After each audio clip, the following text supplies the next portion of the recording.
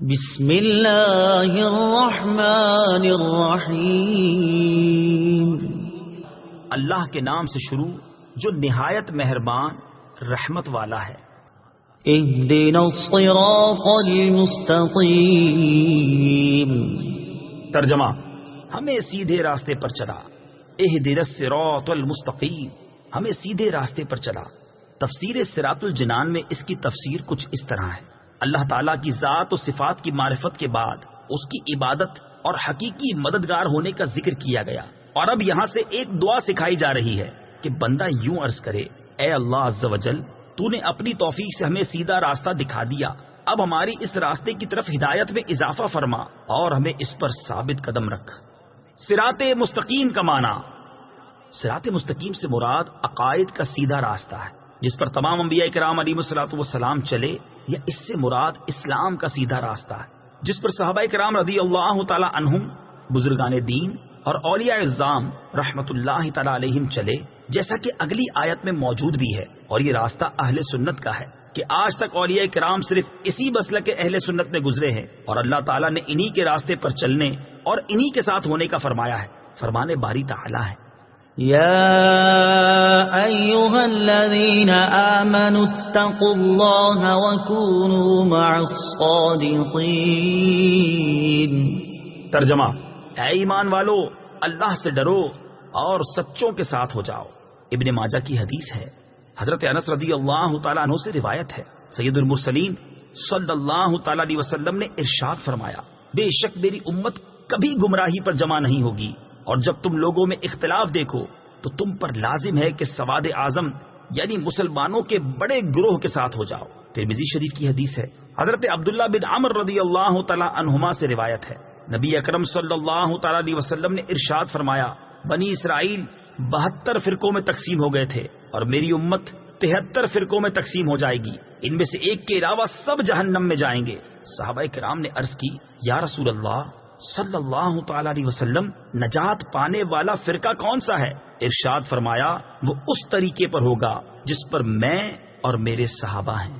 ہدایت حاصل کرنے کے ذرائع: یاد رہے کہ اللہ تعالیٰ نے ہدایت حاصل کرنے کے بہت سے ذرائع عطا فرمائے ہیں، ان میں سے چند یہ ہیں: نمبر 1، انسان کی ظاہری باطنی صلاحیتیں جنہیں استعمال کر کے وہ ہدایت حاصل کر سکتا ہے۔ نمبر 2، آسمانوں زمینوں میں اللہ تعالیٰ کی قدرت و وحدانیت پر دلالت کرنے والی نشانیاں جن میں غور و فکر کر کے انسان ہدایت پا سکتا ہے۔ نمبر 3، اللہ تعالیٰ کی نازل کردہ کتابیں، ان میں سے تورات، انجیل اور زبور قرآن پاک نازل ہونے سے پہلے لوگوں کے لیے ہدایت کا باعث تھیں، اور اب قرآن مجید لوگوں کے لیے ہدایت حاصل کرنے کا ذریعہ ہے۔ نمبر 4، اللہ تعالیٰ کے بھیجے ہوئے خاص بندے انبیاء کرام اور مرسلین اعظام علیہم الصلاۃ والسلام یہ اپنی اپنی قوموں کے لیے ہدایت حاصل کرنے کا ذریعہ تھے، اور ہمارے نبی حضرت محمد مصطفیٰ صلی اللہ تعالیٰ علیہ وسلم قیامت تک آنے والے تمام لوگوں کے لیے ہدایت کا ذریعہ ہے۔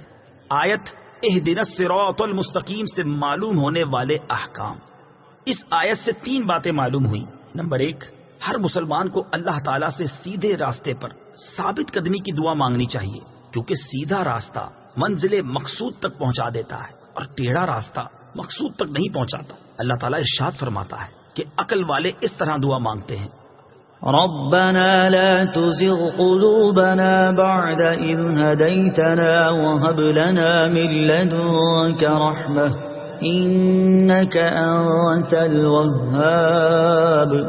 ترجمہ: اے ہمارے رب، تو نے ہمیں ہدایت عطا فرمائی ہے، اس کے بعد ہمارے دلوں کو ٹیڑھا نہ کر اور ہمیں اپنے پاس سے رحمت عطا فرما، بے شک تو بڑا عطا فرمانے والا ہے۔ ترمذی شریف کی حدیث ہے، حضرت انس رضی اللہ تعالیٰ عنہ فرماتے ہیں، حضور پرنور صلی اللہ تعالیٰ علیہ وسلم کثرت سے یہ دعا فرمایا کرتے تھے: یا مقلب القلوب ثبت قلبی علی دینک، اے دلوں کو پھیرنے والے، میرے دل کو اپنے دین پر ثابت قدم رکھ۔ تو میں نے عرض کی: یا رسول اللہ صلی اللہ تعالیٰ علیہ وسلم، ہم آپ پر اور جو کچھ آپ لائے ہیں اس پر ایمان رکھتے ہیں، تو کیا آپ کو ہمارے بارے میں کوئی خوف ہے؟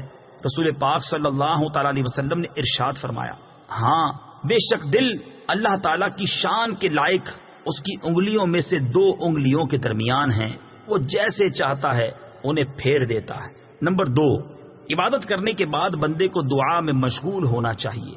نمبر 3، صرف اپنے لیے دعا نہیں مانگنی چاہیے بلکہ سب مسلمانوں کے لیے دعا مانگنی چاہیے کہ اس طرح دعا زیادہ قبول ہوتی ہے۔